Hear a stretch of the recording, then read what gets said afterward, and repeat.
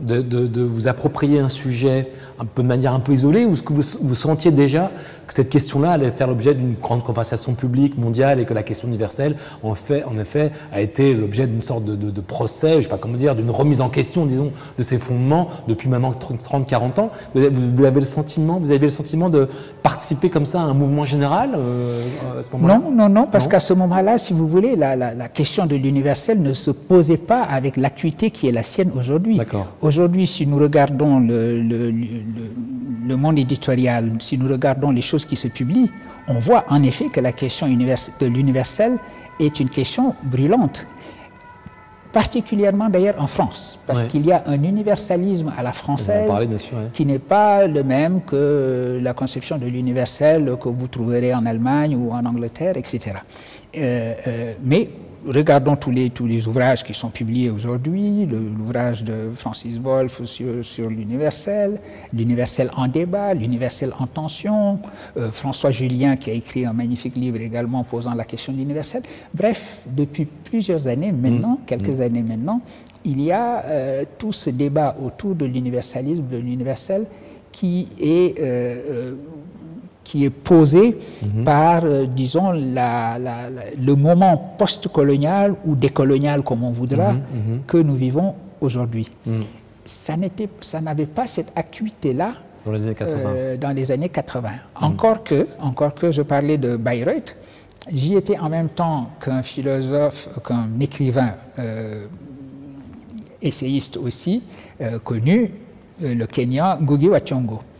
Et il était en train, à ce moment-là, de réunir les articles qui vont donner, après, son livre Décoloniser l'esprit, Decolonizing the Mind.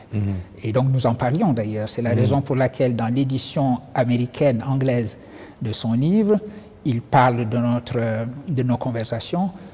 Cela a disparu dans la traduction française, bien entendu. Mais voilà, le contexte n'était pas le même. Et donc, l'approche que j'avais à ce moment-là de la question de l'universel, c'était une approche conceptuelle où il n'y avait pas tout ce brouhaha aujourd'hui du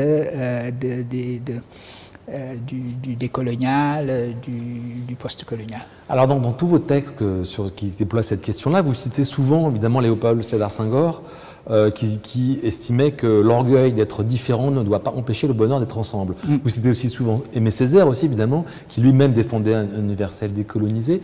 Comment vous pourriez qualifier votre approche de l'universel eu égard à leurs travaux à eux? En quoi votre conception de l'universel latéral emprunte aussi beaucoup à leur propre réflexion? D'abord, deux choses. Premièrement, il était important, et c'est la raison pour laquelle ils sont présents aussi dans mon dernier ouvrage, il était important de rappeler que les penseurs de la décolonisation qu'ils étaient des penseurs de l'universel. Ils ont tous estimé que l'émancipation, cela se conduisait au nom de l'universel et non pas contre l'universel. Alors, l'image, si vous voulez, aujourd'hui, d'un universalisme qui est remis en question parce qu'on considère que, dès qu'on dit universel, il est nécessairement colonial, il est impérial. Et qu'il faut aller à l'assaut de la forteresse de l'universel, et parce que c'est de combat à mener contre tout ce qui est impérial ou colonial. Ça n'était pas leur position. Quand Césaire dit qu'il faut se battre au nom et pour l'universel, l'humanisme universel, c'est une expression de Césaire, ceci est très important. La visée est celle-là. Quand Senghor insiste autant sur la civilisation de l'universel, la visée aussi est celle-là. Il faut, et j'y insiste dans mon livre, inclure dans ces universalistes ou ce combat pour l'émancipation ou pour la décolonisation au nom de l'universel, il faut y inclure également Frantz Fanon. Parce qu'aujourd'hui, la tendance est, si vous voulez, de séparer Frantz Fanon de ces auteurs-là en disant qu'il les a critiqués. Bon, c'est vrai, mais il faut revenir d'ailleurs sur la signification de cette critique. Mais en tout cas, il y a une sorte de récupération de Fanon que l'on va mettre du côté du décolonial, presque anti-universel, et considérer que Senghor et Césaire, eux, étaient plus accommodants, disons-nous, avec le colonialisme, et que cela expliquerait pourquoi ils sont restés sur ces thématiques. simplement, cette séparation est fausse. Il n'y a pas plus universaliste que Frantz Fanon. Ah oui. Sauf à ne pas lire les dernières pages des Damnés de la Terre ou les dernières pages de Peau noire, masque blanc. Je me demande comment on peut lire ces pages-là et ne pas le mettre également, lui, dans le camp de ceux qui sont, comment je dirais, je préférerais dire ceux qui sont inquiets de l'universel. Je me définis comme quelqu'un qui est inquiet de l'universel. Ça, c'était le premier aspect. Il fallait insister sur le fait que le décolonial ou la décolonisation ne se mène pas contre l'universel, mais se mène au contraire au nom d'un universel autre à inventer.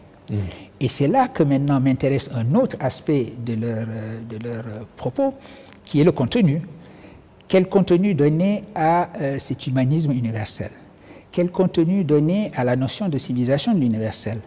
Et quelle signification donner à cette formule sur laquelle Senghor revient et qui n'est pas très connue?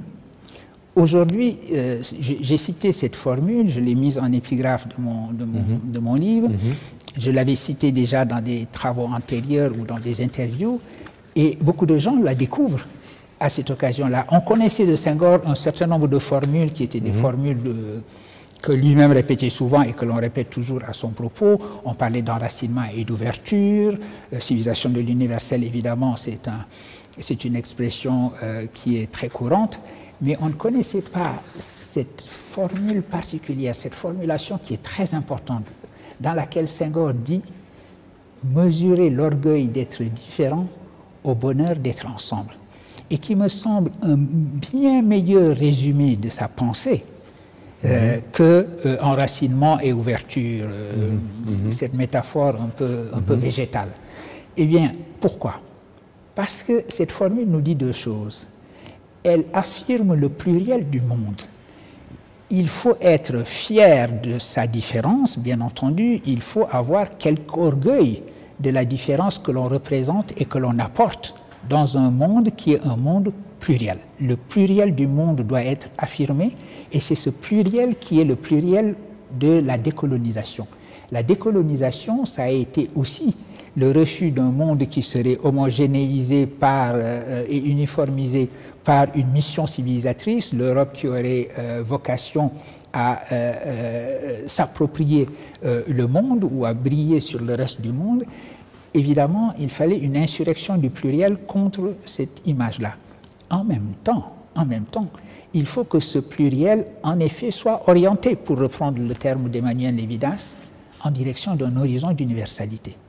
Et donc dire qu'il faut à la fois l'orgueil d'être différent, mais toujours mesurer l'orgueil d'être différent au bonheur d'être ensemble. C'est-à-dire qu'il y a un bonheur à être aussi dans cette affirmation de soi, dans la coïncidence avec notre humanité partagée. Tenir ensemble ces deux aspects était une chose extrêmement importante. Et Senghor l'a senti d'ailleurs, parce que cette formule, elle a une petite histoire.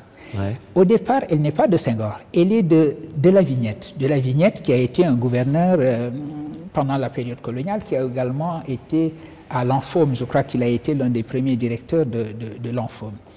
Et de la Vignette rendant visite à Seydou Nourou Tall. Seydou Nourou Tall, c'est un guide religieux, spirituel de l'Afrique de l'Ouest en général, au Sénégal en particulier. C'est un personnage important de la confrérie soufie de la Tijaniya. Et Robert de la Vignette, lui rendant visite, en sortant de cette visite, dit qu'il est frappé par le fait que le monde qu'il découvrait, le monde colonial qu'il découvrait était, oui, différent, qu'on avait le sentiment de la différence, mais qu'on avait aussi le sentiment d'être ensemble. Différent, mais au bout du compte, l'humanité était une seule et même humanité. Et donc, différent, mais ensemble, était la formule que Senghor a d'abord citée de la Vignette. Et ensuite, il la citera différemment, en se l'appropriant. Et le moment final d'appropriation, c'est cette forme qu'il trouve. Mesurer l'orgueil d'être différent au bonheur d'être ensemble. Et il m'a semblé qu'il y avait là, dans la démarche qui avait été la sienne, de travail et de retravail d'une expression, jusqu'au moment où il trouve la formulation qui lui semble le mieux capturer ce qu'il est en train d'essayer de dire, c'était une manière pour lui, je crois, d'exprimer en une seule phrase ce qui est au fond la courbe même de sa pensée. Mais bien mieux, encore une fois, qu'enracinement et ouverture. Bien sûr. Mais est-ce que vous avez le sentiment, vous, aujourd'hui, en observant l'état de nos sociétés, j'allais dire la société française, mais globalement dans le monde, que précisément cet orgueil d'être différent arrive à être concilié avec le bonheur d'être ensemble? Est-ce que vous avez l'impression qu'il y a quand même une tension qui est de plus en plus marquée aujourd'hui? Il y a des débats infernaux depuis des années sur la question du communautarisme, de l'identitarisme, je ne sais quoi, etc. Comment vous situez, vous, dans ce débat public un peu tendu sur cette question-là? Est-ce que vous avez le sentiment que c'est un péril, entre guillemets, cet identitarisme forcené, soi-disant? Ou est-ce que vous avez l'impression que, malgré tout, le bonheur d'être ensemble arrive quand même à être, disons, sauvé? Est-ce que, notamment en France, vous avez l'impression que ça existe encore? Ben écoutez, justement, cette formule, dans sa constitution même, manifeste une tension. L'orgueil d'être différent peut se prendre comme étant son propre objet et oublier le bonheur d'être ensemble. C'est précisément pour cela que l'exigence est de toujours mesurer cet orgueil par rapport au bonheur d'être ensemble. Mais cet orgueil d'être différent, lorsqu'il devient sa propre finalité, tourne en effet à l'identitarisme et au tribalisme, ce que j'appelle le tribalisme. Les ethnonationalismes se sont multipliés. Et l'orgueil d'être différent, c'est quelque chose qui peut également fragmenter notre humanité de manière générale et fragmenter nos nations aussi de manière plus particulière.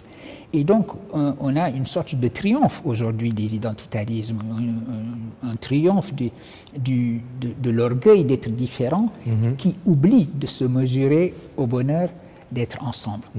Et nous le vivons aujourd'hui, nous le vivons dans des formes de séparatisme et nous le vivons dans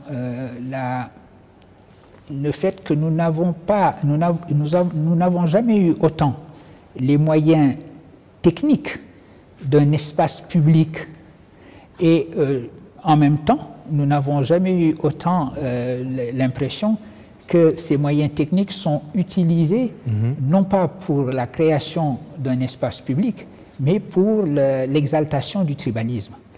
Et en disant cela, je pense par exemple à l'Internet.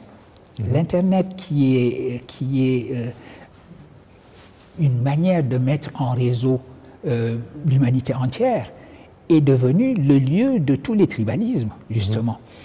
Et donc, les identitarismes sont paradoxalement le contraire même de l'idée d'un espace public, parce qu'à ce moment, vous n'avez plus cette dialectique, cette tension positivement résolue entre l'orgueil d'être différent et le bonheur d'être ensemble, parce que vous n'avez plus de véritable dialogue.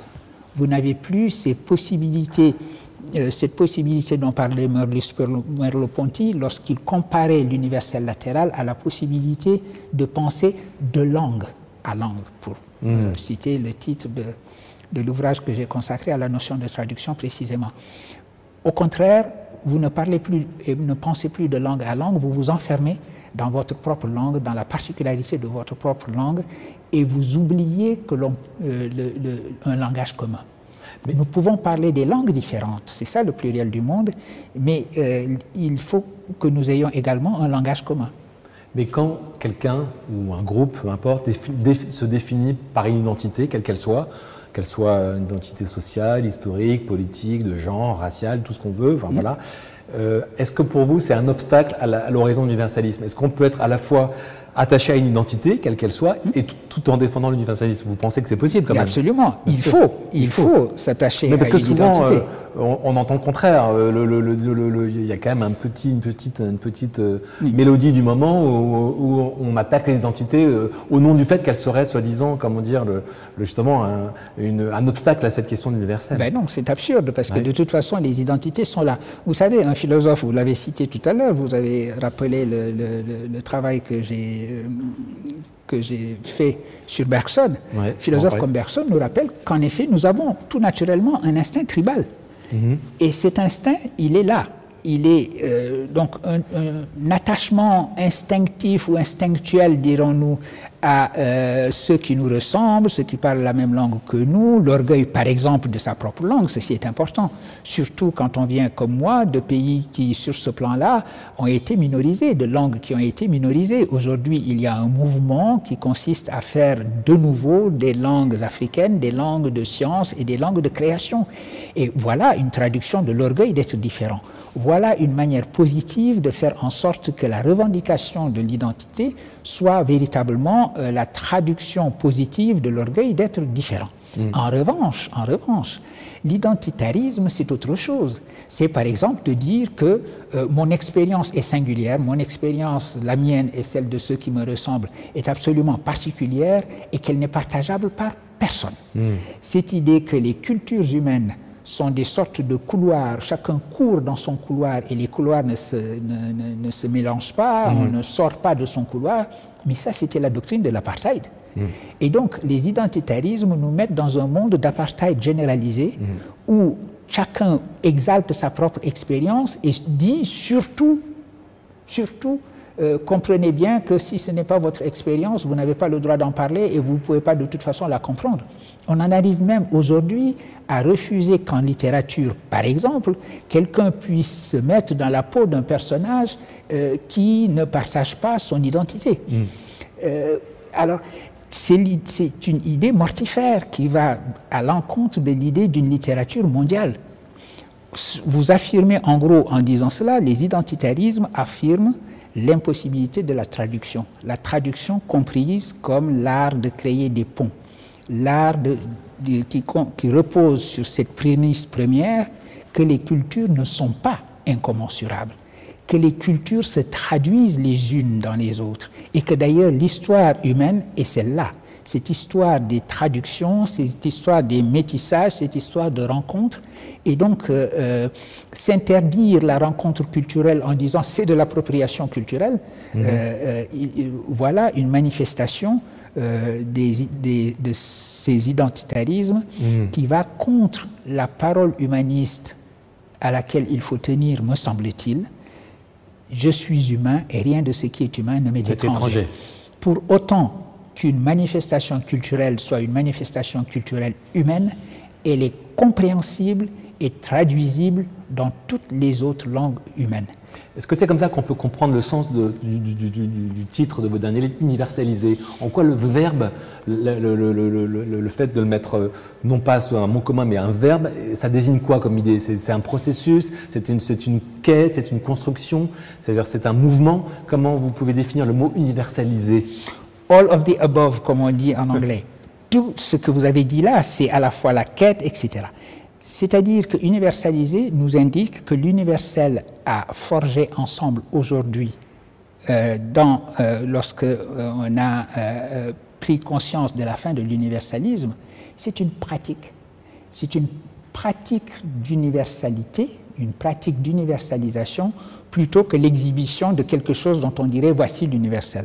Si vous voulez, parce que ce livre est le fruit aussi d'un séminaire que j'ai donné à ma vieille école, l'école normale supérieure, aux normaliens, et puis à un public qui m'a fait l'amitié de venir m'écouter et échanger avec moi. Eh bien, une des questions portait sur ce passage d'un universalisme et d'un universel de surplomb à un universel latéral. La question pouvait être: oui, mais à quoi ça ressemble un universel latéral? Montrez-nous un universel latéral. Et c'est là qu'il faut préciser que l'universel latéral, c'est beaucoup plus le processus de latéralisation, autrement dit, le processus de négociation, de traduction, avec toutes les difficultés que cela contient également, parce que la traduction, ça ne va pas de soi, c'est une négociation qui est âpre, qui est difficile, qui rencontre l'intraduisible, mais au bout du compte, on peut finir par parler le même langage et à se donner un horizon d'universalité. Donc, c'est beaucoup plus le processus lui-même, la pratique d'universalisation, que de dire il y avait un universel qui avait tel aspect de surplomb, je vais vous sortir un nouvel universel. Nouvel universel, s'il y a nouvel universel, c'est l'universalisation ensemble. Et là se trouve au cœur de cette réflexion précisément et de l'usage que je fais de l'infinitif ici, cette pensée d'Alioune Diop, le fondateur de la revue Présence africaine et de la maison d'édition Présence africaine, c'est lui qui avait dit cette formule « désoccidentaliser pour universaliser », en disant « il importe que tous soient présents à l'œuvre créatrice d'humanité ». Et donc, c'est lui qui utilise ce verbe à l'infinitif en rappelant que c'est une pratique nouvelle dans un monde décolonisé où le pluriel du monde s'est imposé. Il faut que ce pluriel entre dans cette œuvre commune de création d'humanité et il faut que cette œuvre soit commune et que tous soient présents à cette œuvre-là.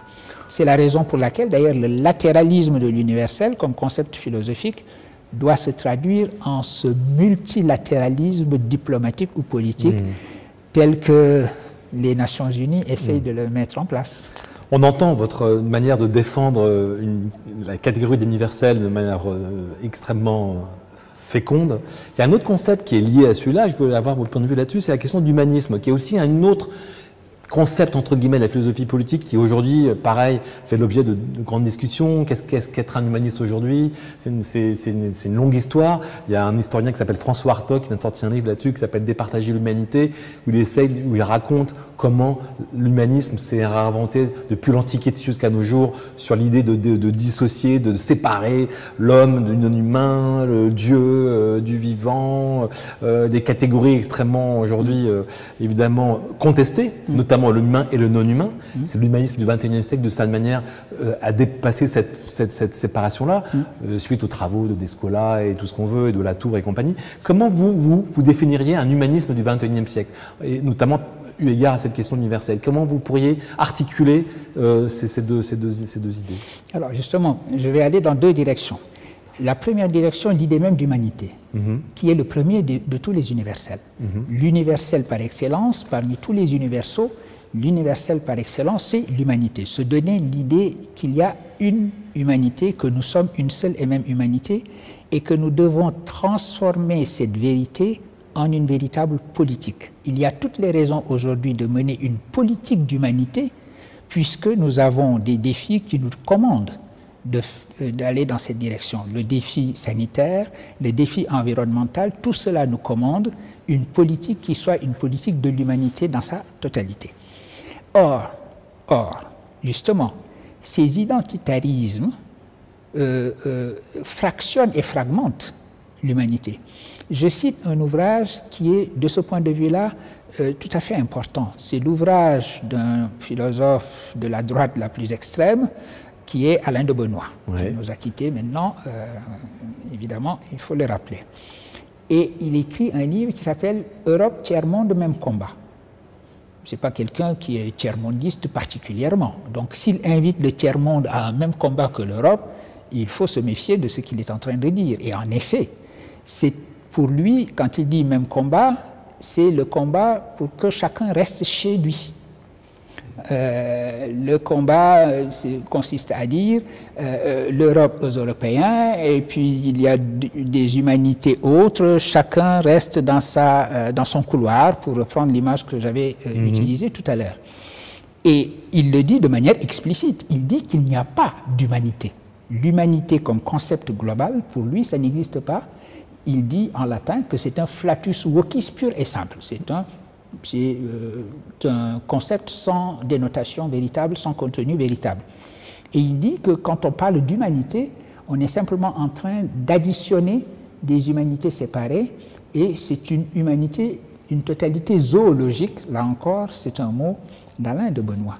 Eh bien, c'est cela que refuse la notion, le concept d'humanité comme concept régulateur. C'est cela que refuse un penseur du socialisme comme Jean Jaurès lorsqu'il estime que la visée de l'humanité, c'est la même chose que le socialisme pour lui. Le sous-titre de mon livre, L'humanité par les moyens d'humanité, c'est une citation de Jaurès. C'est l'éditorial qu'il donne pour le premier numéro du journal qu'il a créé, l'Humanité, qui existe toujours, bien entendu, qui est le journal du Parti communiste, et qu'il intitule « Notre but ». Se donner l'humanité comme but, c'est précisément dire qu'il nous faut surmonter la fragmentation qu'il nous faut surmonter les inégalités, les surmonter, c'est-à-dire les combattre, pour aller vers cet horizon d'universalité et vers ce premier universel qu'est l'humanité. Ça, c'est la première réponse que je donne. Pourquoi l'humanisme est aussi la défense d'un universel pour notre temps. Le deuxième aspect, c'est que cet humanisme, beaucoup attaquent l'humanisme, cette fois-ci en disant que ça met trop l'accent sur l'humain par rapport aux autres vivants. Et c'est vrai que l'humanisme aujourd'hui ne s'accomplira véritablement que s'il est un humanisme qui embrasse la totalité du vivant. C'est-à-dire qu'il y a également une autre forme de verbe, de pratique d'universalisation qui consiste à humaniser la Terre. Là, je cite un philosophe qui est important, que je cite beaucoup dans mon travail, c'est Théâtre de Chardin. L'hominisation de la Terre a eu lieu. Un philosophe qu'on a un peu oublié d'ailleurs. Qu'on a un peu oublié, mais il y a des philosophes qu'on a un peu oubliés et qu'on aurait intérêt aujourd'hui à repenser de la même manière que l'humanisme, l'universalisme ont été quelque peu relégués à l'arrière-plan. Les remettre au goût du jour, c'est également rappeler des penseurs qui ont toute leur actualité aujourd'hui lorsque nous réfléchissons aux défis qui sont les nôtres. Eh bien, l'hominisation de la Terre, donc le fait que les humains aient occupé la Terre, commande une humanisation de la Terre. Et cette humanisation de la Terre demande en effet que la politique d'humanité dont je parlais tout à l'heure soit une politique du vivant en général. Une politique qui dise nous devons aujourd'hui apprendre à être une seule et même humanité et en même temps apprendre à habiter la Terre ensemble. Et sur ce plan-là, pourquoi est-ce que j'appelle ça toujours de l'humanisme ou une humanisation de la Terre contre, par exemple, ceux qui estimeraient qu'au fond, il faut aujourd'hui dissoudre l'humain dans le vivant. Je ne suis pas, là, ce qui me sépare ici, c'est je ne suis pas pour une dissolution de l'humain. Je crois que dans cette humanisation de la Terre, dans cette capacité que nous devons aujourd'hui inventer d'habiter ensemble la Terre avec le vivant en général, il y a une centralité de l'humain et qui est à maintenir. Non pas que ce soit une centralité ontologique, si vous voulez, du vivant humain par rapport aux autres vivants, le spécisme comme on appelle cela, mais une centralité de responsabilité, au double sens où l'humain est responsable des catastrophes écologiques qui nous menacent, et aussi au fait qu'il est responsable de ce qu'il faudrait faire pour réparer. Et de cette centralité-là, on ne sort pas.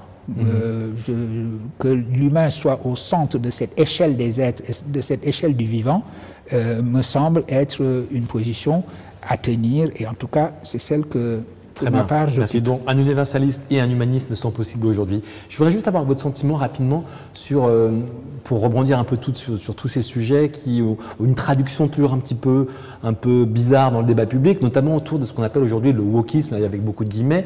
L'élection américaine récente en a été une traduction à sa manière. En France, c'est devenu une obsession.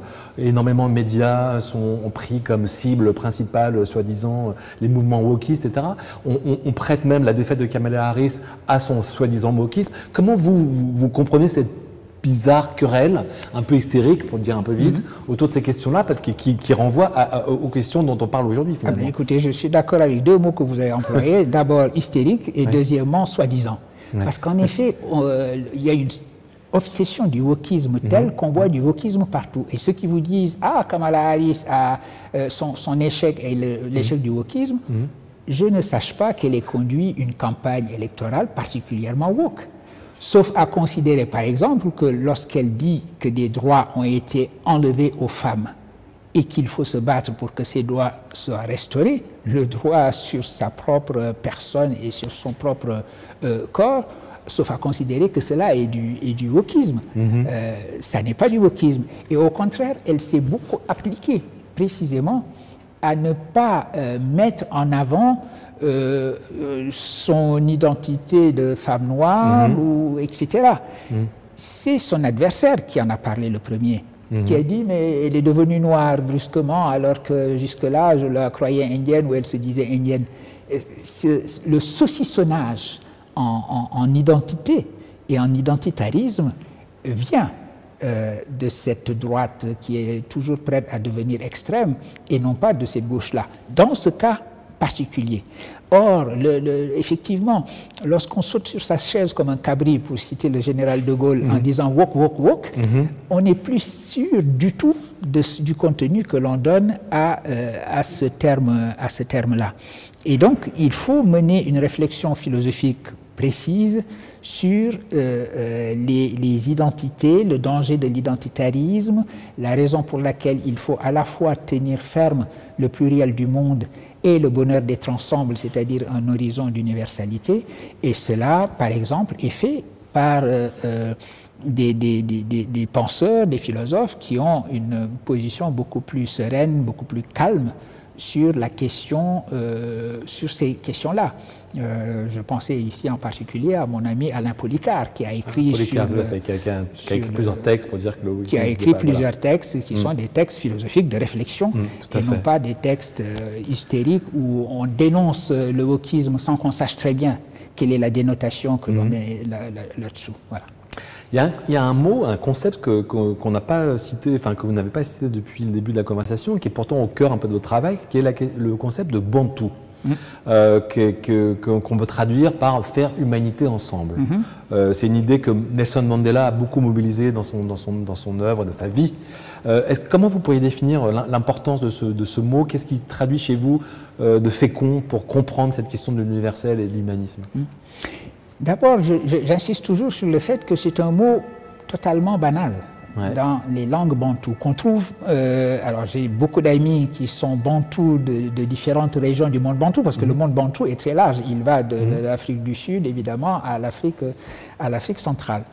Et donc, c'est un mot qui est étudié de manière plus précise, par exemple, d'abord par un philosophe qui est Alexis Kagame. Alexis Kagame a écrit un livre très important qu'on aurait intérêt aujourd'hui à lire dans le cadre de la philosophie africaine, la philosophie bantou-rwandaise de l'être, où il a une espèce de lexique des termes des langues bantoues, il fait des comparaisons. Et il explique en particulier qu'il y a une manière de passer d'un terme concret à un terme abstrait en mettant un préfixe qui est « ou ». Bantu ou Buntu, ce sont les humains, et ou devant c'est l'humanité. On passe du terme concret, l'humain, les humains, au terme abstrait, l'humanité. Et il dit dans ce livre, publié en 1956, donc bien avant les indépendances, il dit, curieusement, ce mot, c'est davantage spécialisé dans l'idée de compassion, dans l'idée d'humanité, mais au sens de humanness en anglais, c'est-à-dire se montrer humain envers les autres, etc. Alors que, dit-il, le mot pour dire l'humanité, c'est un autre mot que l'on emploie. Donc, à ce moment-là, pour lui, ce mot Ubuntu n'a pas l'importance qu'il va avoir par la suite. Pourquoi est-ce qu'il a eu ensuite l'importance qui a été la sienne et importance qui a fait sa globalisation aujourd'hui, parce que le mot Ubuntu est passé dans le langage, par exemple, de la justice transitionnelle, etc. Et ça a été même approprié par l'informatique, puisque quand vous googlez Ubuntu, les premiers hits que vous avez parlent d'un programme, d'un logiciel informatique. On voit que les informaticiens sont suffisamment malins pour faire en sorte que leurs propres thèmes viennent au-dessus. Eh bien, Mandela et Desmond Tutu avaient un problème précis à régler. Comment sortir de l'apartheid?